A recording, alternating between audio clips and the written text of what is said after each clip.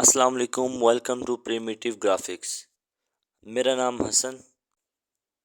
तो आज हमारी है 5वीं क्लास रिगार्डिंग इलस्ट्रेटर। तो आज की क्लास में क्या होगा, ऑल अबाउट स्ट्रोक्स। जितने भी मैं आपको आज स्ट्रोक्स के बारे में डिटेल दूंगा तो उम्मीद है कि आपको समझ आ जाएगा। थोड़ी सी क्लास आपको डिफरेंट लगेगी कि आज हम कुछ ख़ास बना नहीं रहे, लेकिन थोड़ा बहुत बनाएंगे ज़रूर। लेकिन आपको स्ट्रोक को यूज़ करना बहुत अच्छे से समझ आ जाएगा। तो ये एक मैंने फ़ाइल बना कर रखी हुई है और इसमें मुख्तलिफ आपको बॉक्सेस दिखाई दे रहे होंगे या स्क्वेयर्स। और इन सब की ख़ास ये बात है कि ये सारे एक ही साइज़ के पाथ हैं, लेकिन सिर्फ स्ट्रोक्स की कोई डिफरेंट प्रॉपर्टीज़ हैं, इसलिए आपको ये थोड़ा मुख्तलिफ लग रहा है। सबसे पहले ये देखें, ये आपके पास है फिल एंड स्ट्रोक।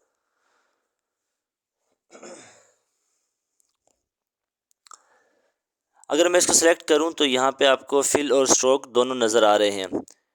एंड आप इन दोनों को जब भी क्लिक करके इनका कलर चेंज कर सकते हैं, ये मैं पहले आपको बता चुका हूँ।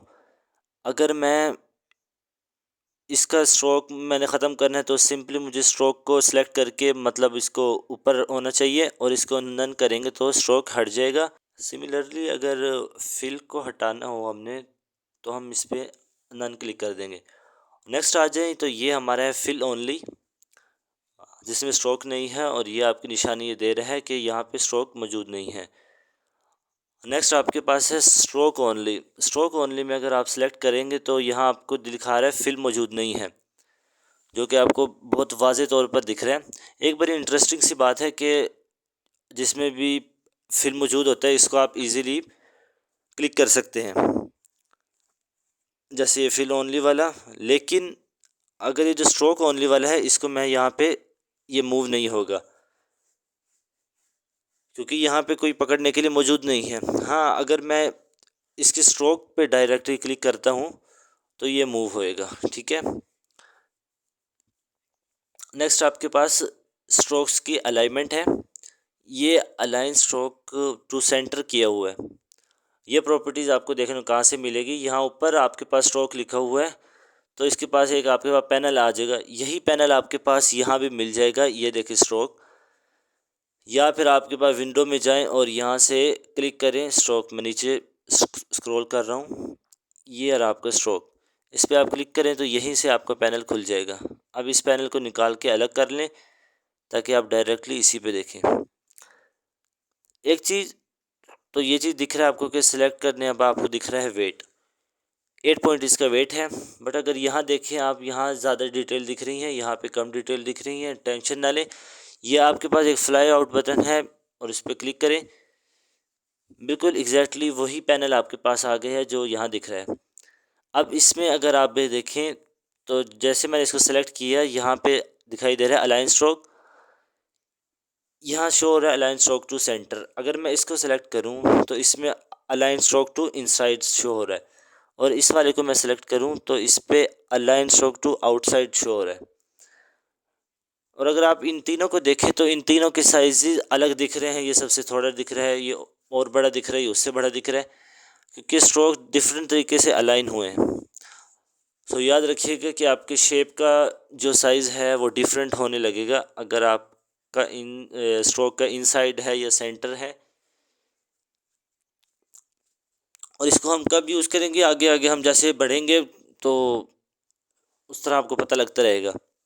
एक चीज़ मैं और दिखाता हूँ कि अगर मैं इसका बढ़ाता हूँ साइज़ तो इसका बाहर तरफ भी बढ़ जाएगा और अंदर की तरफ भी। और अगर मैं इसको सेलेक्ट करके वही 18 पॉइंट करता हूँ तो ये अंदर की तरफ बढ़ रहा है, क्योंकि इसका स्ट्रोक अंदर की तरफ अलाइन हुआ हुआ है। अगर मैं इसको सेलेक्ट करके स्ट्रोक बढ़ाता हूँ तो ये और बड़ा हो जाएगा, लेकिन बाहर की तरफ होएगा। अच्छा, अब नीचे आ जाए, ये आपके पास है जॉइन। कॉर्नर की बात हो रही है। इसका जो मिटन जॉइन है बाय डिफ़ॉल्ट यहाँ पे मिटन जॉइन लगा हुआ है। अगर इसके बराबर में देखें यहाँ है राउंड जॉइन है, ये देखें। अब इसमें फ़र्क यही है कि जब भी आपका कोई कॉर्नर आएगा तो कॉर्नर थोड़ा सा आपका राउंडेड होएगा और ये काफ़ी स्मूथ सा लगता है, काफ़ी अच्छा लगता है। तीसरा है आपके पास बेवल जॉइन। बेवल जॉइन आपको ऐसे एजिस से लगे होंगे, ये सेम स्ट्रोक्स हैं तीनों, सिर्फ इसमें डिफरेंस ये है कि इसका हमने जॉइन किस तरह किया हुआ है।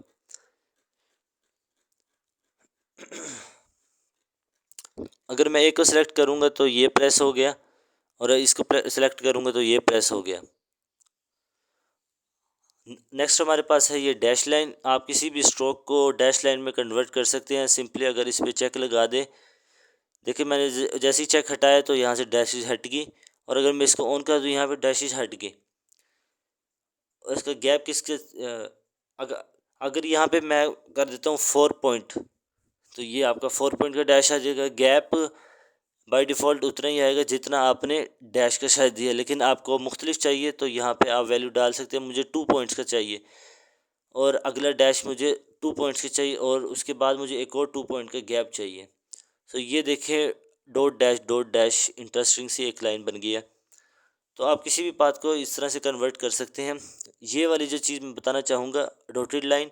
ना डॉटेड लाइन के लिए एक चीज़ ये याद रखिए कि जितना आपका वेट हो उतना ही आपने पॉइंट्स रखने हैं। तो मिसाल के तौर पर अगर मैं इसका वेट 1 पॉइंट कर देता हूँ तो ये आपको डॉट नहीं डैश लगेगा, क्योंकि मेरा डैश इस बार 2 पॉइंट का है। सो 1 पॉइंट का वेट है तो 1 पॉइंट का ही मैं डैश लगाऊंगा, तब ये आपकी डॉटेड सी लगेगी। सो आप किसी भी पाथ को इस तरह से कन्वर्ट कर सकते हैं। नेक्स्ट आपके पास है ओपन पाथ और उसके एंड पॉइंट्स या कैप। कैप क्या होता है? जहाँ पर आपकी लाइन ख़त्म हो रही है वहाँ पे किस तरह का आपको रेशो नज़र आ रहे होंगे। यहाँ पे देखें तो आपको बट कैप ऑन है, इस वाले में राउंड कैप है, और तीसरा वाला हमारे पास है प्रोजेक्टिंग कैप। प्रोजेक्टिंग कैप क्या होता है? जिस तरह हमारा पहले वाला था, इसमें फ़र्क यही है, ये जहाँ पर आपके पाथ ख़त्म हो रही है थोड़ा सा आगे जाके ख़त्म हो रहा है। याद रहे कि इन तीनों का साइज़ सेम है, लेकिन सिर्फ कैप्स की वजह से इनका साइज़ डिफरेंट लग रहा है। लास्टली यहाँ पे आपके पास कुछ एरोज़ दिए हुए हैं। अब एरो आप किस किस तरह से ऐड कर सकते हैं, सिंपली आप यहाँ पर देखें, आपके पास एक स्टार्टिंग का और एक एंडिंग का है। ये देखिए स्टार्ट और एंड इस पे दोनों लगा हुआ है। मिसाल के तौर पर अगर मैं आर्ट बना लेता हूँ, चलिए पेन टूल से बना लेते हैं। ये मैंने एक पाथ बनाई और इसको मैंने सेलेक्ट करके यहाँ से मैंने स्टार्ट किया था, तो यहाँ ये वाला पॉइंट हम यहाँ लगाएंगे। मैं ये मैंने सेलेक्ट किया, और एंड में मैं चाह रहा हूँ ये आ जाए, तो ये आपका इजीली एरो बन जाएगा। हाँ, अलबत्ता अगर इसको आपने छोटा करना है तो आप इसकी वैल्यूज़ कम कर सकते हैं। सो मुझे यहाँ पे 50% डालना है, और इस जगह पर भी 50% डालूँगा। ठीक है, तो ये आपकी होगी पाथ की तमाम तर सेटिंग्स। एक छोटी सी चीज़ मैं आपको एक और बताता हूँ कि एरो में देखें, इस वक्त जहाँ पे आपकी पाथ एंड हो रही है वहीं पर आपकी एरो एंड हो रहा है। अगर आप इसको आगे निकालना चाह रहे हैं तो आप ये कर सकते हैं कि ये वाला बटन प्रेस कर दें, और ये देखें ये आगे निकल गया। आप चेंज कर रहे हैं एरो, ये बेहतर लग रहा है। ये बेहतर लग रहा है ज़्यादा। बाकी दिमाग में रखिए कि आपकी जहाँ पे पाथ एंड हो रही है वहाँ पर एंड होएगा आपका एरो इस पॉइंट से। अगर आप चाह रहे हैं उससे पहले एंड हो जाए तो ये क्लिक कर लें आप, और ये आपका है beyond the end of part.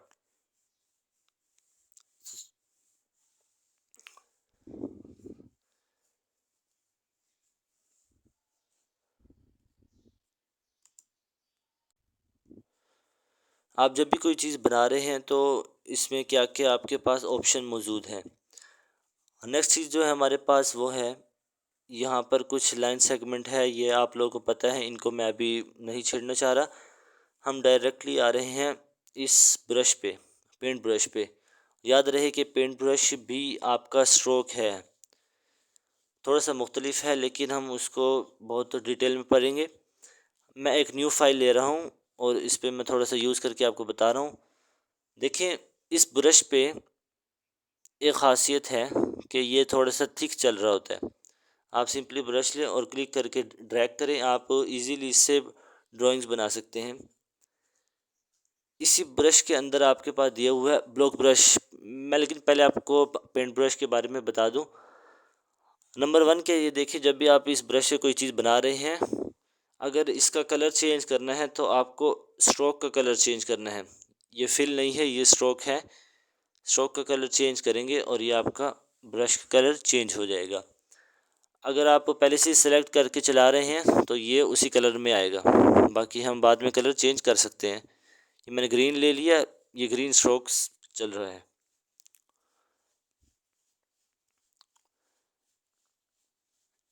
एक बहुत इम्पोर्टेंट सी चीज़, आपके पास एक पैनल है ब्रश का। सो अगर आप इसको ओपन कर लें ब्रशेस, मैं इसको बाहर निकाल रहा हूँ। आपके पास बहुत से मुख्तलिफ से आपके पास दिए हुए हैं।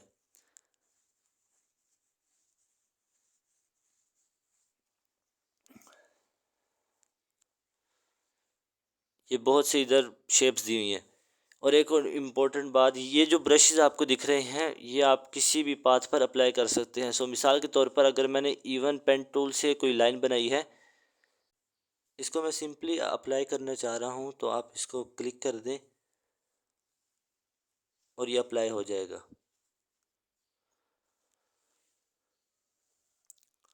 आप ब्रशेस के अंदर भी आपके पास एक दिया हुआ ब्लॉक ब्रश, मैं इसको इसलिए बता रहा हूँ ताकि मैं आपको इसका डिफरेंस बता सकूँ। ब्लॉक ब्रश इज़ फिल, देखिए मैंने जो भी चीज़ बनाई है ये आप देखें, ये फिल में कलर आ रहा है, स्ट्रोक में कलर नहीं आ रहा। याद रहे कि आपका ये ब्रश बड़ा छोटा किया जा सकता है। एक शॉर्टकट मैं आपको बता रहा हूँ, आपके पास स्क्वायर ब्रैकेट दिए हुए हैं पी के साथ, तो अगर मैं राइट वाला प्रेस करता हूँ तो ये मेरा ब्रश बड़ा होता जा रहा है। इससे हम क्या करेंगे, इससे हम क्या बनाएंगे, ये बात की बात है। अभी सिर्फ आपको यूज़ करना समझ लें आप। क्यों और इसमें क्या फ़र्क है, इसमें ब्लॉक ब्रश में और सिंपल ब्रश में। अगर मैं यहाँ पे सिर्फ स्ट्रोक पे कर दूँ तो आपको इस तरह से स्ट्रोक दिख रहा होगा। याद रखें, ब्लॉक ब्रश फिल नहीं है, स्ट्रोक है।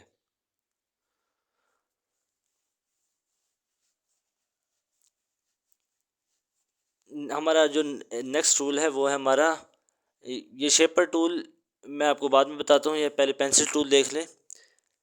ये बिल्कुल वैसे ही है जैसा आपका ब्रश टूल।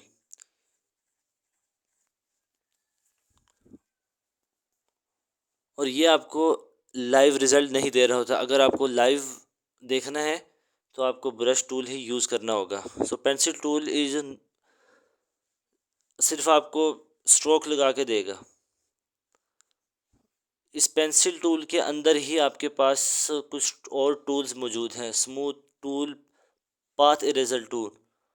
ये दोनों भी आपके बहुत काम आएंगे। सो मिसाल के तौर पर अगर मैंने पेंसिल टूल से एक मैंने लाइन की है, थोड़ी सी रफ बना देते हैं और इसको ज़रा गौर से देखें। अगर हम इसको स्मूथ करना चाह रहे हैं, कोई शार्प कॉर्नर आ जाता है इस तरह से और आप इसको स्मूथ करना चाह रहे हैं तो आप इस स्मूथ टूल से इसको पकड़ के यूँ थोड़ा बहुत स्मूथ कर सकते हैं। और एक बात और याद रखें, स्मूथ टूल सिर्फ ये पेंसिल पे काम नहीं करेगा। अगर आपने पेन टूल से भी कोई चीज़ बनाई है रफ सी, तो ये उस पर भी अप्लाई होगा। आप अपना स्मूथ टूल लेके इस पर अप्लाई कर सकते हैं।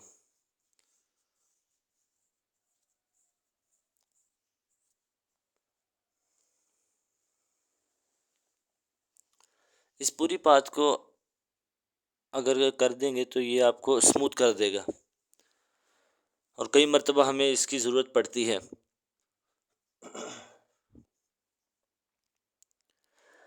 ये हमारे पास है पाथ इरेज़र। यहाँ इससे हम किसी भी पाथ को इरेज कर सकते हैं। ये आपकी पाथ ओपन करके दे देगा। ये सारे अलग अलग टुकड़े हैं। अगर हमारे पास क्लोज शेप है, ये हमने स्क्वायर बनाया और पाथ इरेजर टूल से यहाँ पर फेर दिया। और एक और बात याद रखिएगा, मैं थोड़ी बहुत आपको दिखाया, कैप्स लॉक अगर आपका ऑन होगा तो आपके तमाम तर ब्रशेज या आपका कर्सर जो है वो रिसाइज दिख रहे होंगे।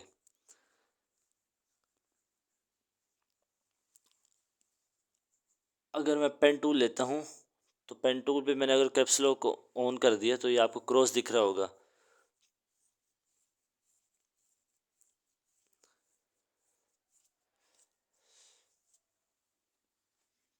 सो पाथ इरेजर की हम बात कर रहे थे।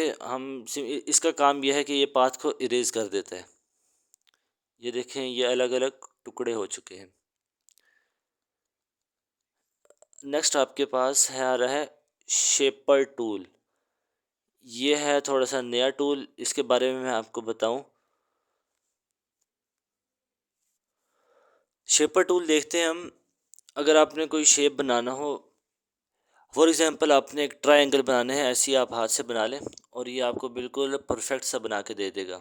मुझे एक रेक्टेंगुलर बनाना है, मैंने यूं किया, ये बन गया। मुझे सर्कल बनाना है, मैंने यूं किया और ये सर्कल बन गया। इस तरह से आप बहुत से शेप्स बना सकते हैं।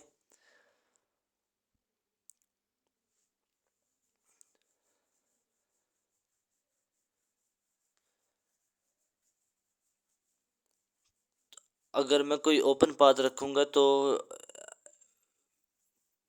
वो नहीं बना के देगा। शेप वो होता है जिसकी पाथ क्लोज हो। सो अगर मैं इस तरह का ओवल बनाऊं तो ये ओवल बना के देगा। काफ़ी स्मार्ट टूल है। और यहाँ पे है एक जॉइंट टूल। इस जॉइंट टूल से काम हम बहुत ज़्यादा ले सकते हैं, लाइक ट्रेसिंग। मैं अपना एक पेन टूल से एक पाथ बना रहा हूँ और मैंने सिंपली एक ये पाथ बनाई और मैंने छोड़ दिया। ये एक ओपन पाथ है। मैं इसका फिल ऑफ कर रहा हूँ। एक पाथ और मैं बना रहा हूँ कुछ इस तरह से, और एक पाथ में बना रहा हूँ इस तरह से।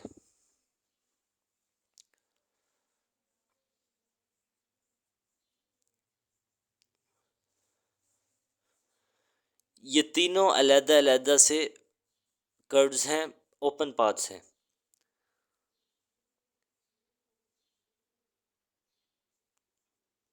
अब इस जॉइंट टूल का क्या काम है? जॉइंट टूल ये ओपन पाथ को जॉइन कर देगा। सो अगर मैं इन दोनों को सेलेक्ट करूं और सिंपली यहाँ पे आके फेर दूं तो ये जॉइन हो गया। सिंपली इसको भी मैं सेलेक्ट करके और फिर मैंने सेलेक्ट किया, ये फेरा।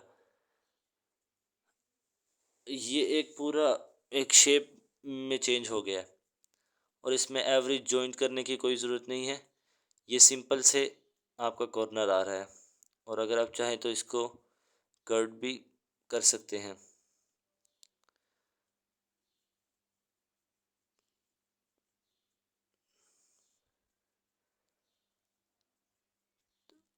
देखिए, मैं एक खाली ब्रश से ही कुछ लाइन बना रहा हूँ और इनको अगर मैं सेलेक्ट करूँ और जॉइन टूल से आगे मैं यूं कर दूँ तो ये जॉइन हो जाएंगे।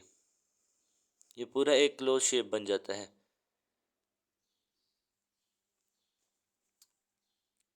ये काफ़ी इंटरेस्टिंग सी चीज़ है, इसकी प्रैक्टिस कीजिएगा। ये थे हमारे कुछ टूल्स जो कि स्ट्रोक से रिलेटेड थे। एंड साथ ही साथ मेरा दिल चाह रहा है कि मैं कुछ और चीज़ें ऐड करूं, स्पेशली इरेज़र। हम बहुत स्लो जा रहे हैं, मैं चाह रहा हूं कि हम थोड़ा फास्ट चले, तो हम यूज़ कर रहे हैं इरेज़र टूल। देखें, अभी आपने थोड़ी देर पहले देखा था पाथ इरेज़र टूल। सो आपका एक सिंपल सी ये लाइन है, इसको इरेज करने के लिए इरेज़र यूज़ कर सकते हैं। अगर आपका कोई क्लोज शेप है, इसको भी इरेज करने के लिए आप इरेज़र यूज़ कर सकते हैं। लेकिन देखिए क्या होता है, जैसे ही मैं इसको इरेज करता हूँ, इरेज़र आपका शेप क्लोज करके देगा। अगर मैं इस तरह से करता हूँ या इस तरह से, तो ये मिटा तो देगा लेकिन ये अलग अलग टुकड़े हो चुके हैं, लेकिन ये ख्याल रखें कि ये पाथ क्लोज करके देगा आपको। मैं इसको डिफ़ॉल्ट कलर पे रख रहा हूँ ताकि सेलेक्ट करना आसान रहे। मैं दूसरा शेप बना रहा हूँ। मैंने एक सर्कल बनाया, मैंने इरेज़र लिया और मैंने सिंपली कुछ यूँ यूँ यूँ मिटा दिए। ये सारे टुकड़े टुकड़े में हो गया है। अब फ़र्क जो मैं बता रहा था कि पाथ इरेज़र और हमारे नॉर्मल इरेज़र में क्या फ़र्क है। मैं पाथ इरेज़र टूल ले रहा हूँ और मैंने इस पाथ को इतना मिटाया। ये पाथ आपकी ओपन रहेगी और जबकि इसको मैं लेकर इतना मिटाता हूँ तो ये आपका शेप क्लोज करके दे देगा। सो ये एक बहुत वाज़ेह डिफरेंस है। अगर हम ये मैंने सर्कल बनाया और इसको मैंने ऊपर ही रखना है, मुझे एरोज़ लगाने हैं। थोड़ी देर पहले हमने स्ट्रोक्स में देखा था कि ये एरोज़ थे। हम अगर इनको सेलेक्ट करते हैं, ये देखें, लेकिन ये चीज़ मैं इसमें नहीं कर पाऊँगा क्योंकि ये पाथ ओपन है। अगर आप इसको डायरेक्ट सिलेक्शन से ये सारे पॉइंट सेलेक्ट करें, फिर मैंने आके डिलीट कर दिए, अब ये पाथ ओपन है। ज़्यादा बेहतर ये था, बहुत इजी था। सो पाथ इरेज़र और नॉर्मल इरेज़र में जो डिफरेंस है वो मैंने आपको बता दिया। ये हम शेप्स को मिटाने के लिए यूज़ करते हैं और ये आपको पाथ क्लोज करके दे रहा होता है। सीज़र से अगेन पाथ के लिए है, आपका पूरा शेप काट के नहीं देगा, तो ये आपको हमेशा एरर देगा। Please use the scissors tool on a segment और an anchor point but not an end point of a path. तो ये किसी एंड पॉइंट पर नहीं चलेगा, ये बीच में से चलेगा। अगर मैं इस जगह पे क्लिक कर दूं खाली, तो ये आपकी अलग से पाथ अलग हो गई। इसको मैंने दोबारा सेलेक्ट किया, सीज़र टूल लिया और यहाँ पर क्लिक किया और ये एरोज़ क्यों लगा हुआ है, क्योंकि हमने पाथ में एरोज़ की फ़ीचर डाला हुआ है। अब अगर हटाना चाह रहे हैं तो यहाँ से आके यहाँ नन कर दें और यहाँ पर भी नन कर दें। तो ये आपके सॉरी आपके एरोज़ हट जाएंगे। आपको सीज़र भी समझ में आ गए। लास्ट है आपके पास नाइफ़ टूल। देखिए इरेज़र और नाइफ़ में थोड़ा सा डिफरेंस बताना चाहूँगा। मैं इसको ज़रा साइड पे कर दूँ।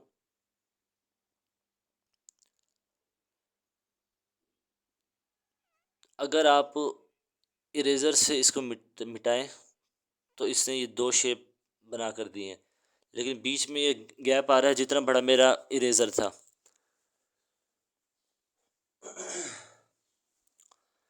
हम इसको भी छोटा बड़ा कर सकते हैं उसी से। अब जिस तरह हम स्ट्रोक को छोटा बड़ा कर सकते हैं, अगर मैं इसमें नाइफ़ टूल लूँ, नाइफ़ टूल का क्या काम है, ये मिटा नहीं रहा, ये काट रहा है। ये भी आपको शेप क्लोज करके दे रहा है। ये एक अलग शेप है और ये एक अलग शेप है, मगर ये साथ जुड़ा हुआ है। कई मर्तबा हमें किसी चीज़ में से कोई अलग करना हो, मिसाल के तौर पर मैंने इसको इतना काट दिया और अब मैं इसके अंदर इसको मैं सेलेक्ट करके अलग फिल दे रहा हूँ और इसको मैं सेलेक्ट करके अलग फिल दे रहा हूँ। सो ये एक काफ़ी इंटरेस्टिंग सी चीज़ है। आप चाहे तो इसमें मज़ीद और काट के कर लें। इसको सेलेक्ट ना भी करें तब भी काट देता है। आप इस शेप में थोड़ा सा डिफरेंट कलर दे सकते हैं।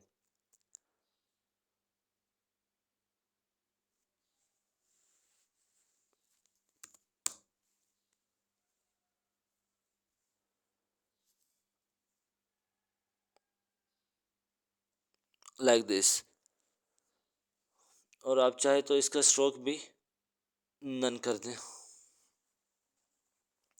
सो आई होप आपको ये सारी पाथ से रिलेटेड या स्ट्रोक से रिलेटेड आपको समझ में आई होंगी। प्लस मैंने कुछ इरेज़र वगैरह बताया है। सो आई होप इसकी प्रैक्टिस करेंगे, थोड़ा सा इसको समझिए। अगली क्लास में हम देखेंगे रोटेट टूल, हम उससे बनाएंगे एक बहुत इंटरेस्टिंग सी चीज़, प्लीज़ देखिएगा उसको। अभी तक अगर आप लोगों ने मेरा चैनल सब्सक्राइब नहीं किया तो प्लीज़ सब्सक्राइब करें और अपने दोस्तों को बोलिए यार आए इस चैनल पे, आप लोगों को बहुत कुछ सीखने को मिलेगा। और उम्मीद है कि आप इसकी प्रैक्टिस ज़रूर करेंगे। Thank you.